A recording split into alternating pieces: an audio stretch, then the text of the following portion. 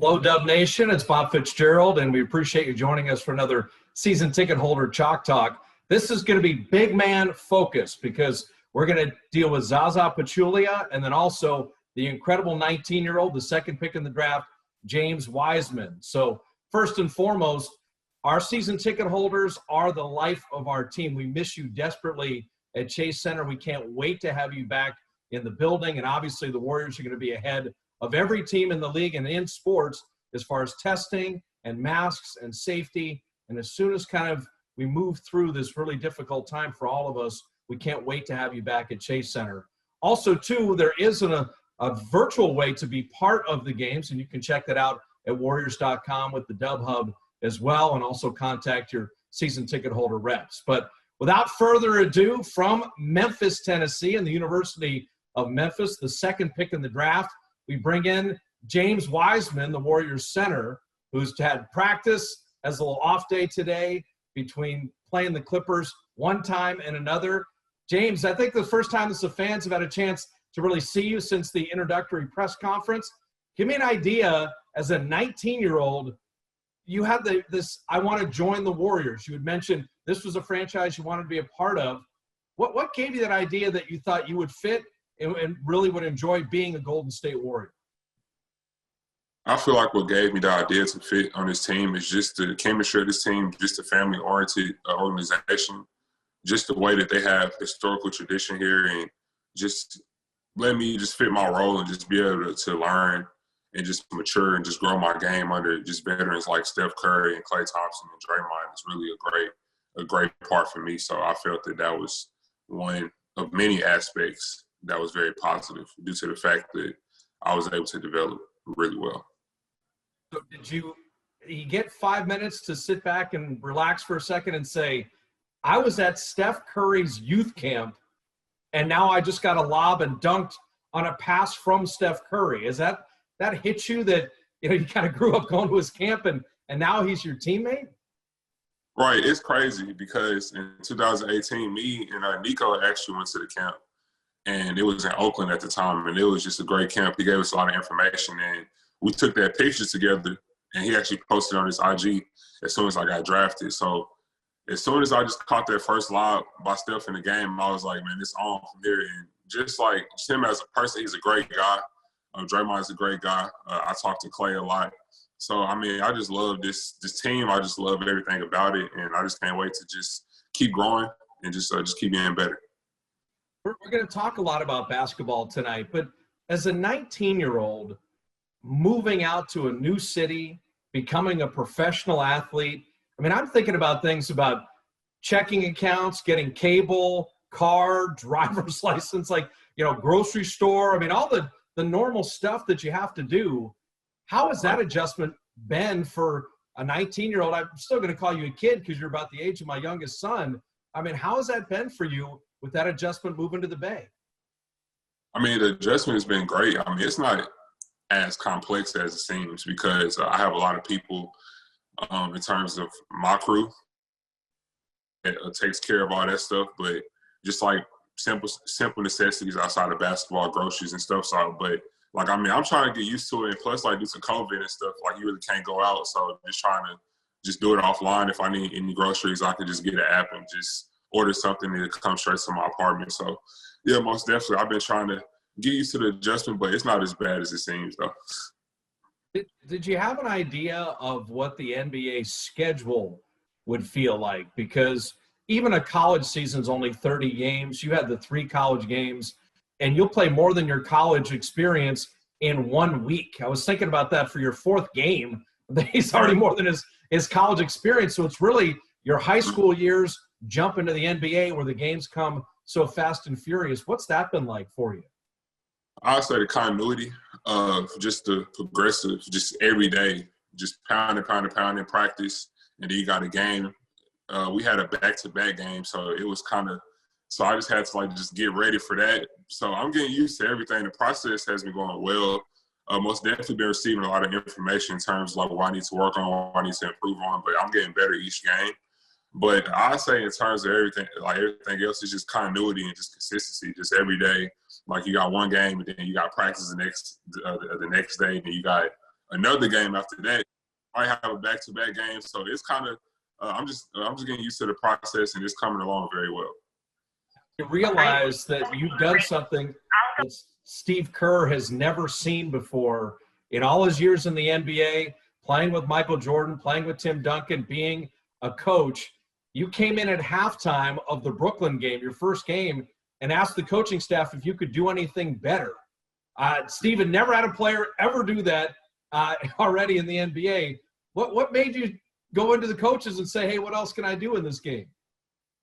Just because I want to be the best version of myself as a basketball player. So if I can ask any questions or anything that I feel the need that I need to work on to improve on, then I most definitely ask questions, because you have to have a courageous mind in order to succeed. So I just make sure I ask a lot of questions. And Draymond Green was the defensive player of the year. You got Steph, one of the greatest scorers ever. So I'm trying my best just like to ask questions, and just like ask questions in terms of like my improvement, like where can I grow, and just how can I get better. Well, that's I saw briefly that Zaza Pachulia was trying to join us. Is Zaza ready to rock and roll here? Did we get you all hooked up, Zaza? How you doing? Hey, Bob, can you guys hear me? Got you perfectly. All right. Give me your scouting report on James Wiseman from one center to another center. Well, let me tell you something. This is something what rookie normally does, being late. So I can. We had some difficulties. With the connection with Central, but it's all good. I'm here now. Thanks for having me. It's fun to be together with you and big fella James. Zaza's calling you big fella. Zaza, your connection's going in and out a little bit, so hang tight for a second. James, Zaza Pachulia was one of the tougher guys ever in the history of the league. Great teammate, great screen setter, champion. He calls you big fella. Is that what everybody's calling you right now? No, most definitely. Zaza is most definitely big fella, most definitely. I actually watched a lot of film on Zaza when I was in high school, when I was younger. And I actually watched a lot of film on different stuff like that. And I watched a lot of film on great big men that actually like set a standard in the league. So like whatever I could do to grow, I most definitely watch a lot of film. So for him to call me that, that's much respect. But I still got to make a name for myself. So most definitely. Now, what are your friends called? Do you have any nicknames? What are your friends, your family, your teammates? What do people call James Wiseman? My mom, and my sister just call me Jay. Some people call me J Dub. Some people, or Dub Nation. So that's like a great nickname. Some people call me J Dub. Some people call me the Unicorn. They call me that in Memphis, and in high school they call me Big Ticket. So I got a lot of different nicknames. I don't know which one I want to choose as like primary is. So yeah. The J Dub is kind of interesting with the Dub Nation. We may have to go with that. Yeah, most definitely. And there's something with the Wiggins and Wiseman in terms of the W's and the Dubs right there. Andrew Wiggins and you had phenomenal games in Detroit. Give me an idea. I got to call it. You got to do it. To go coast to coast where you block Mason Plumlee's shot, get the ball, dribble the length of the court, and go in for a dunk. When things happen in this league, they're captured on video and then they go worldwide because of the global reach of the NBA. Did you get a chance to watch that highlight a bunch of times and have people comment on it?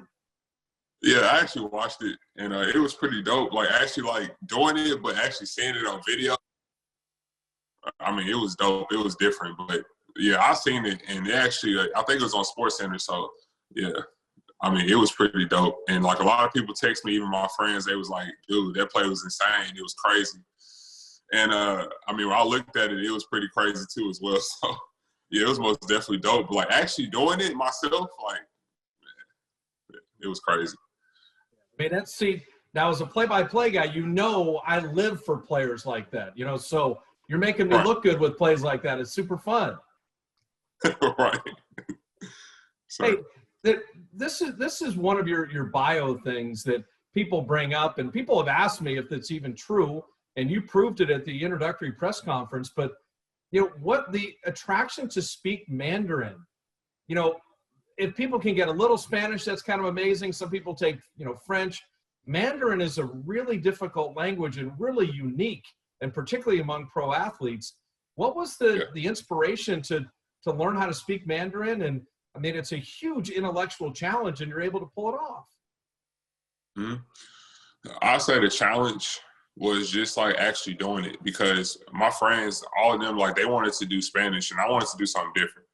So I said, okay, let me just try Mandarin Chinese and let me just figure out like how I can achieve in this area. So, and also simultaneously in my mind at the time, I was like, okay, China is very global in the basketball universe in terms of like the NBA.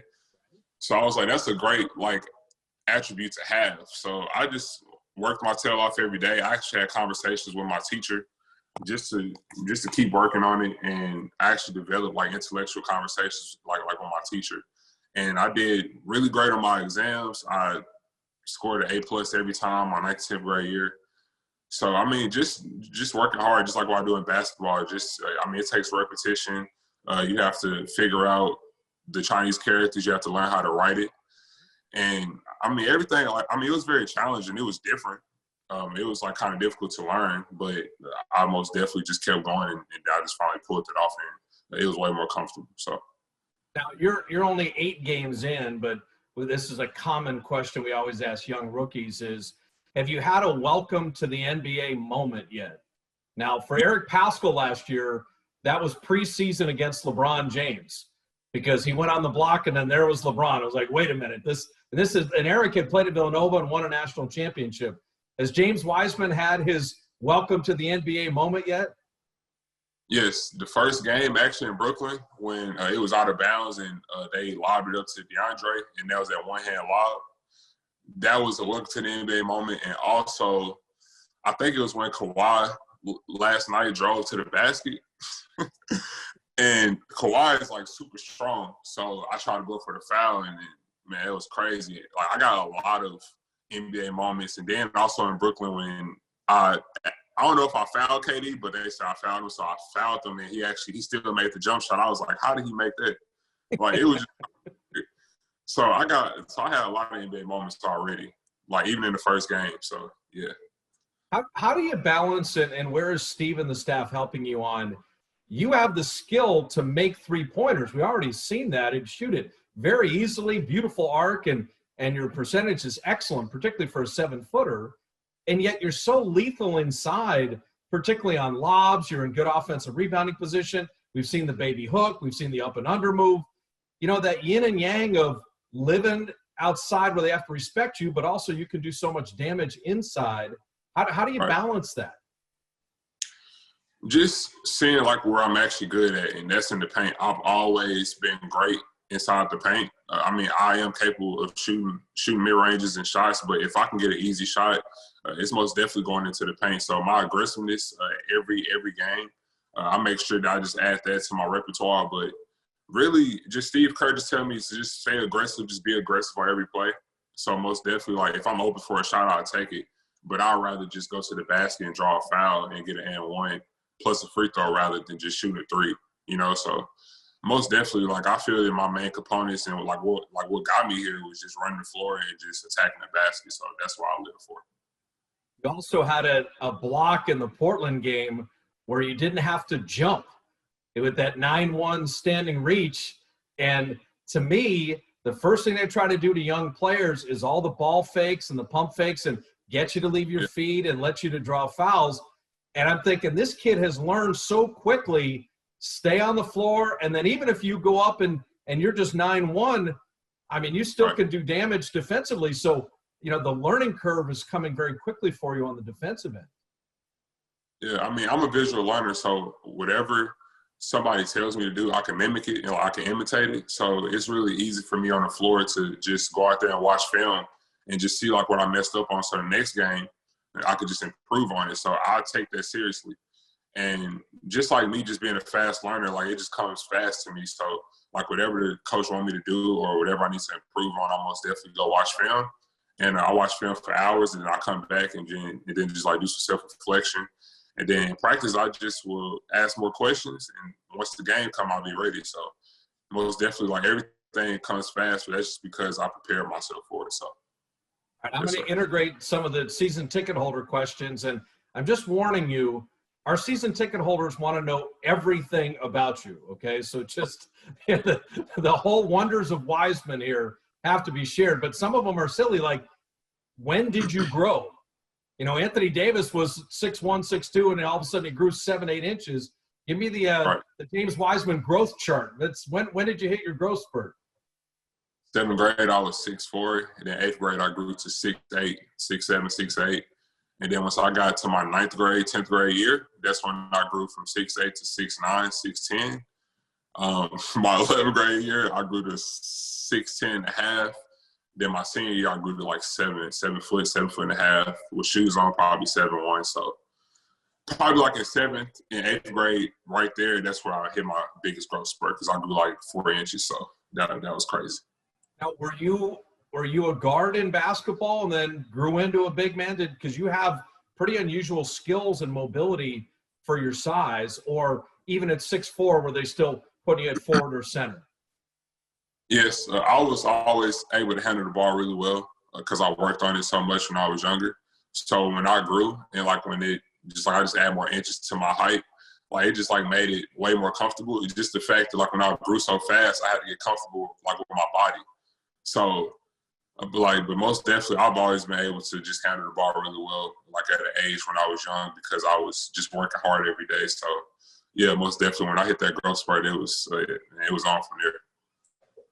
So Lex chimes in, if you want to be known for one signature move, what would it be?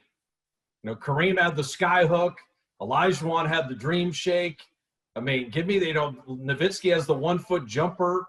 What would be the James Wiseman signature move? And you're 19, so you don't have to have it yet, but what would be in the toolbox? I've been doing a lot of spin moves lately, so I'd say most definitely the spin move is most definitely something that I really like. Okay. Get the defender like off their heels a lot. So just like facing up the pump fake and go right, spin back left, and the hook shot. So, but I don't know. I got a lot of moves I'm still trying to figure out. So yeah. Jason says, great season so far. Love to have you here. What opposing center are you most looking forward to go up against? I say Anthony Davis and Joel Embiid.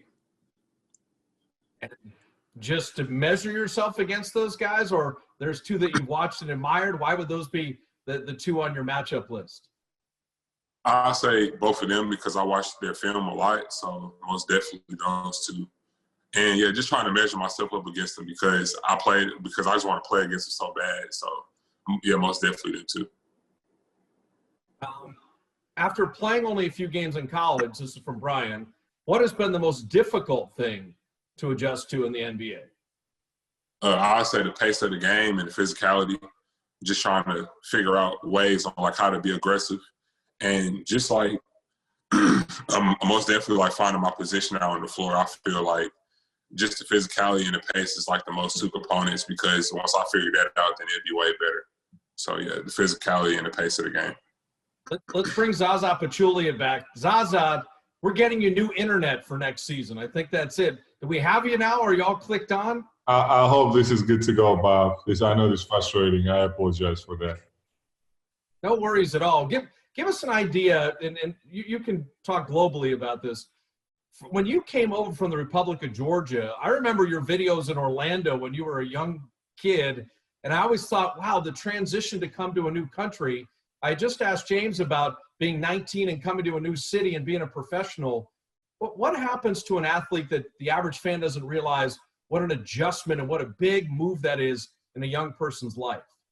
Yeah, it's pretty tough. Bob, I was 19 and so when I got in the league too, when I got drafted by Orlando Magic, understanding there was only one person that I knew in United States. That was my agent, and he was based in New York. And as soon as I signed a contract with Orlando Magic, he congratulated me, shook my hand, and left. So I was all by myself. And it was during the summertime. There was no training camp, nothing. All the teammates were gone. The practice facility was literally empty. So I had to do the things on my own. But it was challenging, but at the same time, it definitely helped me to grow as soon as possible because there were challenging times, but again, us as athletes, you better have a fighter mentality. You better be creative. You better find a way to make the things happen. And that helped me. And living in Turkey before I got drafted for 6 years, I lived in Turkey. That experience definitely helped me to live away from my family, to live away from my home. So I had 6-year experience, and I definitely used that experience to adjust my lifetime here in the United States. How fun has it been, not only for you to be a part of the Warrior front office, but for Sean Livingston and Leandro Barbosa to come back to the franchise as well? There's such a great culture, and there's such a great chemistry among those championship teams. To have more of the former Warriors stay in the fold, Mike Dunleavy is back as well. That's got to be really, I think, exciting to go to work, and it's just fun to see how you guys were able to contribute. Absolutely, and as a retired player, Bob, you miss that. You miss that camaraderie, right? So you miss those guys, being around those guys, talking about basketball, talking about the game, talking about the players, right? So all those things, and it's such a privilege and honor to be with those guys you just mentioned. And all those guys had amazing careers, 10 plus years, all of them, so how fortunate are we to share our experience with guys like James, for example, right? So that way it's going to help him to be the best player possibly he can be. And so many great years ahead of him, he can't even imagine, right? Just the beginning of something very, very special. And we're talking about 10, 15-year career and even more. So a lot of good days ahead of him. So we here just help them and, help the team, and obviously continue this culture that has been built the last couple of years and everybody's proud of, everybody's excited of. James, who is the one vet that is in your ear the most? Or is it a bunch of guys who is constantly putting their arm around James Wiseman and talking to you as a rookie? I'll say Draymond, most definitely, just in terms of just building that defensive confidence, in terms of just working on my defensive schemes, making sure that I can be in this position, teaching me how to be in this position, how to guard different players, and just making sure that I just be vocal on defensive end, because usually us as big man, we're most definitely like the quarterbacks on defensive end. We got to call out different schemes. We got to put people in the right positions to be successful. So Draymond is most definitely the main veteran that has taught me a lot so far during my 7-8 games playing. I'll throw this one to both of you guys. So James, you started first, and then Zaza, you jump in. If you could have dinner with 3 of your favorite icons, who would be at dinner and what would you eat? And it doesn't have to be just basketball players. It could be music. It could be movie stars. It could be politicians. And James, if you could have a dinner with any 3 people, who would it be and what would you eat? I'd say Michael Jordan, Kobe Bryant, and this might be crazy, but I'd probably either say Michael Jackson or probably Mike Tyson. Okay. And I like that. And what would you have for dinner? And I'd probably say like a steak or something, steak and asparagus. Okay. Zaza, and 3 people you could have dinner with, any person, past or present, and what would you be eating? Listen, Bob, I mean, there are so many interesting people I would like to meet, but you know what? I like this group right here. 3 of us. Let's just go. Let's just wait until the restaurants are open. I would love to go with both of you guys. Have a nice dinner. Yeah, but James, I got to give you an ugly story here.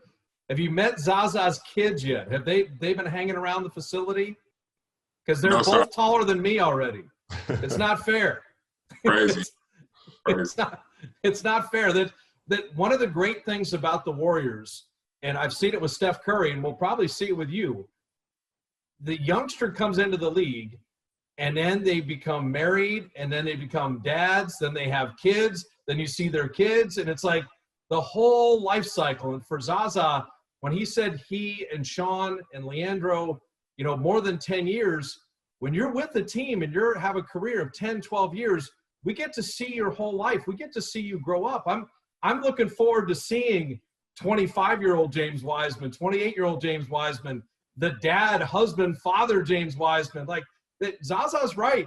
This is just the beginning of such a wonderful story, and it's all going to be there for you. It's so exciting. Yes, sir. And I'm just trying to get better every day as a basketball player, as a person. So, man, I can't wait either because I just love this organization. I love everything about it. So, yeah. Bob, I would like to chime in here. Like, this is such an important part of James. Obviously, every day is a learning experience and opportunity. And yesterday's game is a perfect example. I didn't get to talk to James about it, but you could tell on his face that the game didn't go the way he wanted to.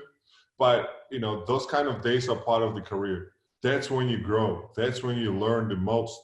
So those kind of moments gonna push you to be the best you can be. And I don't think those kind of moments, those kind of game should be frustration moment for you.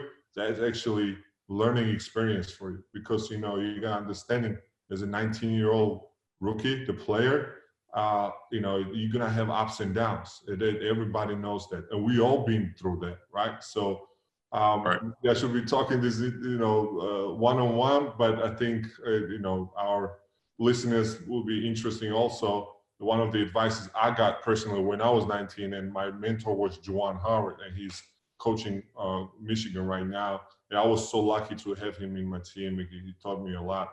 And that was one of the messages he told me as a rookie first year. It's going to be a lot of ups and downs, but instead of getting frustrated, let it be the learning experience for you, because you know what, next day you're going to be better. And one thing about you, James, you're a listener.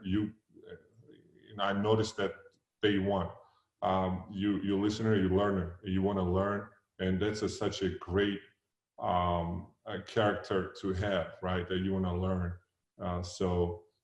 Like I say, a lot of good days ahead of you, my man. James, what's the Dub Hub been like when you're in that tunnel and you see the fans and the video? They can see you and talk to you, and you can see them. That's the first time an NBA team has ever done that. Zaza, you're there at the games, so you see that video wall. How different is that, James? You comment first and Zaza chime in. It's kind of amazing to still see some fan interaction, even though it's done through technology. I mean, it's great just for them, like, even though it's virtual, just for them to like watch us play and still support. I mean, it's still great. It gives us a lot of motivation as a team to go out there and just play our tails off. So, I mean, it's just great, and it's very supportive. But I just wish it was more physical, like everybody could actually come to the games and I could actually experience that. But I mean, it's still great. Yeah, Zaza, isn't it amazing that the passion of Warrior fans? You know about it. You can tell James about it. It's going to be coming sooner rather than later. But you're sitting across and seeing that video board, Zaza. What's that like? Yeah, I was so fortunate, Bob, to experience the loudest fans I've ever seen in my life in our, the Dub Nation. And right now, I gotta give a shout out to the game operations that they came out with this idea, and Joe Lacob and the whole organization made a decision to invest, and we have a nice LED screens out there, so we got dozens of fans have opportunity to watch the game, and players kind of feel the interaction with them. And my favorite part isn't during the timeouts when everybody's dancing. That's my favorite part. So again, fans always been special for Dubs, and not only here in Bay Area, Bob. Like after winning our first championship, obviously I traveled. I went back to Georgia national team and played, and we visited Italy, Israel, Georgia, Turkey. I mean, we went to different countries in Europe. And Dub Nation, I mean, Warriors jerseys are everywhere, So we're so lucky to have them, and that's what makes special this organization, because we have a lot of supporters. So I wish it was 20,000, not couple, not 50, not 100, but hopefully soon they're gonna have a chance to come back and watch and support the team in person. All right, we'll finish up with the same question to both you guys. But James, what's your all-time scoring high in high school or AAU or anything? What's the most points you ever scored in a game? 45. Okay, so 45. Zaza, what's your all-time high scoring? What's the most you've ever had at any level of basketball? Well, in NBA, my career high is 27, and national team is 42. So okay, so 45 and 42. James, what was it like to play with Steph Curry when he got 62 points? Tell me about being on the court during that game and Steph's career high. Man, it was crazy. It kind of reminded me of 2K almost, because it kind of reminded me of 2K. But, man, it was crazy. Just like, I mean, I really can't explain it. I was lost in words because I was just out there actually playing and, like, actually witnessing myself. So I was kind of like a spectator a little bit because when I was on the bench, I was just, like, watching it and, like, I was actually a fan at first. But I was like, man, it was just crazy just watching it and, like, out there actually playing with Steph. So, man, like, that's a historical game, and that's going to always go down in history. And just for me to just play in that game was just very great. So Zaza, you've played with Steph in a lot of big games. What are you thinking when you're watching Steph go for 62? Bob, I'll be honest, that was the first time I was jealous. I wanted to be on the court with him and high-fiving and giving a chest bumps and getting crazy with him on the court, setting those screens for him, you know. So that was the first time since retirement I wished I was on the court. It was amazing. I mean, if somebody can do something like that, it's definitely Steph Curry. You know, we're so lucky, us as a Dub Nation, to have him, you know, since day one. And player and person like him, first of all, I would say, type of person he is. It's amazing. We're so lucky. I'm so lucky. I'm so fortunate to play for those 2 years and still be interacting and talking to him and having a good conversation. He's a true walking legend. Well, I tell you what, I appreciate both you guys on an off day. James, the season ticket holders and our fans, they're just getting to know you, and they love you already. You make broadcasting these games so much fun, and I think you fit in culturally so well with this team. Beyond excited to have you and Zaza. Loved you as a player in person. You staying in the family and staying in the front office is just an incredible addition to everything in the Warrior organization. So thank you guys both for hanging out on this off day. The season ticket holders appreciate it. I appreciate it. Thank you so much. Dub, get it. Let's go. All right. We'll see you guys tomorrow. And season ticket holders, like I said, Warriors.com if you want to check out the Dub Hub. When we get the testing approval and can get you back into Chase Center, we're certainly going to do that. But let's all stay safe, wear a mask, be kind to each other, and we'll see you soon. Take care. Thank you.